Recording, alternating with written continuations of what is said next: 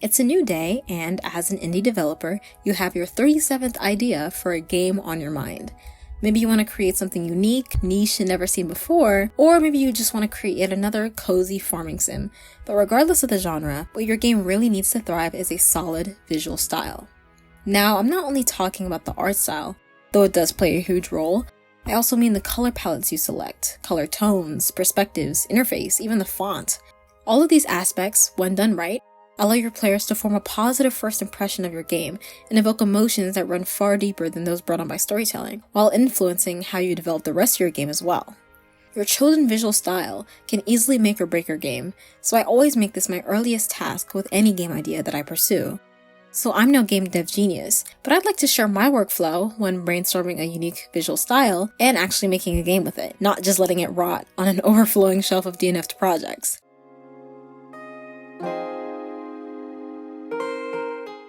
Some of history's best games have recognizable visual styles that extend far beyond art style. For example, while the Mario Bros. Franchise is known for their round and bubbly 3D characters, they can also be recognized by their highly saturated colors targeted towards children. The same can be said for games like Sonic, Pokemon, and even Fortnite, once they change their audience to boys before puberty. Before we can even begin to assign a visual style to our game, assuming you have a game idea that is at least a sentence long, let's try to better understand our game. In addition to thinking about the basics like genre and audience, also incorporate things like the message or the core theme. Okay, pause. Before I go on sounding like an English teacher, give me a chance. The best games ever made all have at least some kind of core narrative that builds on a greater central theme. For example, Castlevania can be described in one sentence. You play as a vampire hunter off to slay the vengeful Dracula. But as you play, the story begins to unfold the contrasting themes of good versus evil, revenge versus redemption, cruelty versus morality, ultimately developing the message that not all situations are simply black or white. If you watch the anime as well, you might have even felt inclined to root for Dracula because of what humans did to his wifey, or at the very least, see him in a gray area.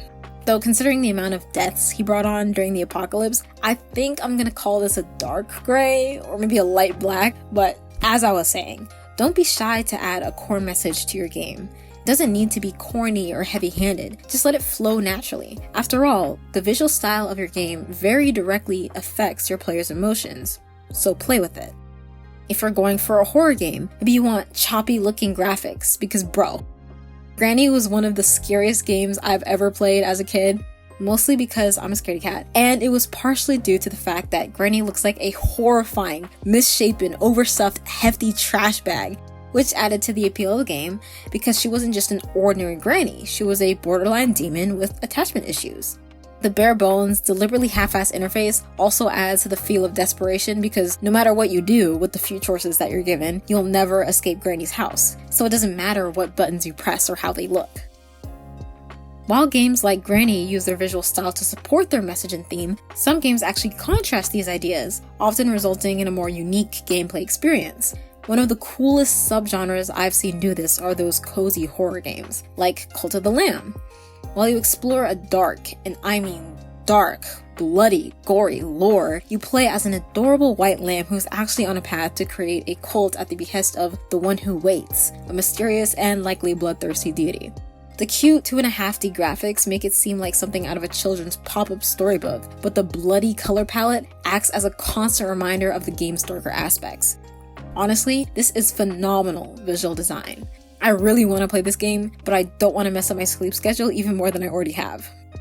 Once you understand your own game and what emotions you want to evoke from the audience, whether it's sympathy for a villain or devotion to a cult, your visual style should convey that.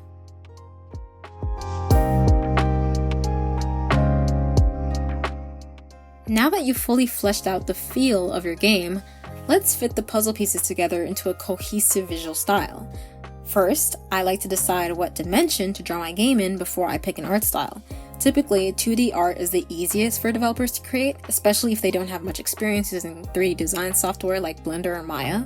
The most I've done is the famous donut tutorial and a few minimal school projects, but usually beginner game devs go for pixelart as it's easier to establish size consistency across sprites, given the lower resolution, but it can also be difficult to assemble clear images given only a handful of pixels to work with. This is always what I've used because I like the slightly retro feel, and I find it really straightforward since I can easily control the size and scale of my art. 2.5D is definitely a creative and unique choice since many devs go for the pixelart or the 3D route. It's a fun style between 2 and 3 dimensions where instead your characters are given a cardboard cutout-esque theme straight out of a board game like Candyland. I do have to mention that the dimension you choose can be heavily limited by the game engine your game is developed in. I like to use Godot since it's very beginner friendly. The idea for game developers by game developers rings true here, as it really was designed with ease of use in mind. However, its 3D features are limited compared to more widely used game engines like Unity and Unreal. While I've tried Unity a few years ago and didn't pick it up as easily as Godot, I currently don't have a huge interest in 3D games, so I never saw it as an issue. Make sure you thoroughly research different game engines and decide what best supports your project, as this could very easily derail your game. Next is color palettes. This applies to things like the title card for your game, the user interface, and maybe even the main character that you play. While each character can have their own set of colors in their design, having a cohesive look that is attached to your game UI and branding adds a lot of aesthetic appeal. Palettes are also firmly tied to tone, as using electric synthwave colors can inspire excitement and energy in the audience, while somber, moody tones can establish a sense of maturity and danger in adult action games. This is always a hit or miss for me. Sometimes I could easily design this in one afternoon, or it could take me until the project is actually finished to complete. Since I also find UI harder to work on, I often develop the title card early on and finish the UI only after the core mechanics are complete. Perspective, however, is easy to decide on. I've made mostly top-down games and one isometric game in the past, since pixel art is typically associated with them. Other games might use first-person, especially in Minecraft or even in dating simulators, where the character is often allowed to interact with the world. This allows the player to have a far more personal game experience and makes it easy to evoke emotion from them with powerful storytelling and well-choosing colors. Then, there's the obvious question of what art style. You can go for rounder, cuter graphics for cozy games like Animal Crossing, or lean towards the edgy hyperrealism in games like Rise of the Ronin. There are so many resources online on how to develop your own art style and tons of existing games to reference and take inspiration from. This leads me into our next segment. But before we continue, remember that this is not a complete exhaustive list of all the visual style components you can possibly have in your game. There are other elements like audience accessibility, maybe incorporating shape language into your art style, casting a dramatic light and shadow, or using minimalist sprite textures versus realism. The more you expose yourself to games with varied visual styles, the better you can identify what looks best in your dream game.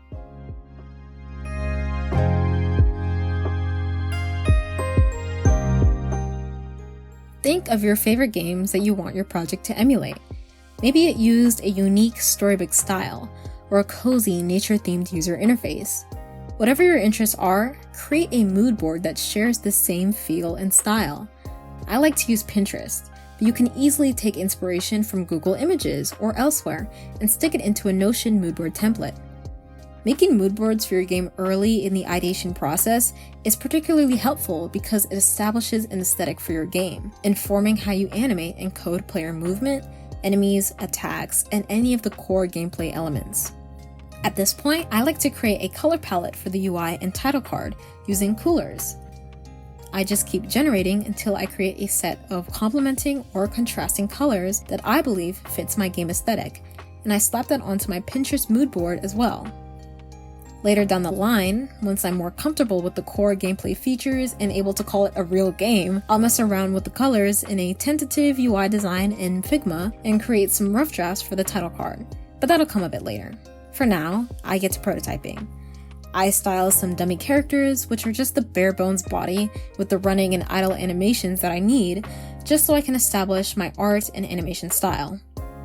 Then I take some assets, usually ones that I've previously made, and recolor them to my liking, just so I can have the color palette right and drop my dummy character into a semi-aesthetic background. These won't be the final assets, just a prototype to make the gameplay a little more fun and not just moving a character around in the gray Godot void. I like to craft my prototype assets with Sprite, which is perfect for my pixel art, but you could easily use Krita for a higher resolution 2D art style. Some good choices for 3D design are Blender or Maya for those with money to their name. All of this seems easy, especially when all I have to do is type the steps out and read it to my microphone. But in reality, this is so hard, especially when you realize that if you want to achieve the pretty animation that you place on a pedestal, you probably have to draw 8 frames of running and idle animations for both the cardinal and ordinal directions. So yeah, not easy at all. It's important to understand your skill level and how much you're willing to push yourself and create something outside of your comfort zone. For example, my current art style is something I've never tried. I usually go for small, chibi-like characters because they're easier to animate, and my piss-poor animation skills can easily be hidden behind the higher amount of pixels. Honestly, it's easy to get frustrated when the sprites aren't coming out how you visualized it in your head. But I like to remind myself that these are prototypes, and nothing's finalized till I say so, one of the few perks of being an individual developer. Side note, it actually took me the longest time to realize that the indie in indie game is short for individual. Crazy, I know. But if you're not solo, factor in your resources and team members. More work can be done with more people. So definitely allocate tasks and even allow the programmer to get a say in the visual style, even though their sense of style is usually not there.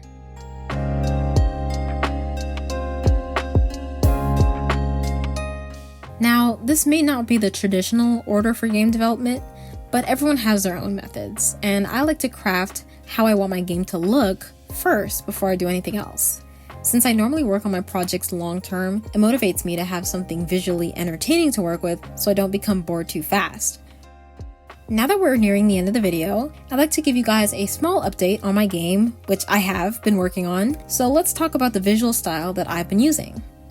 My biggest inspiration is Children of Morta, because of its amazingly smooth animation and dark, mythical elements. It also relies heavily on ambient lighting and this magical neon light that casts a mystical, enigmatic feel over the game. I know, big words, but this is something I really love.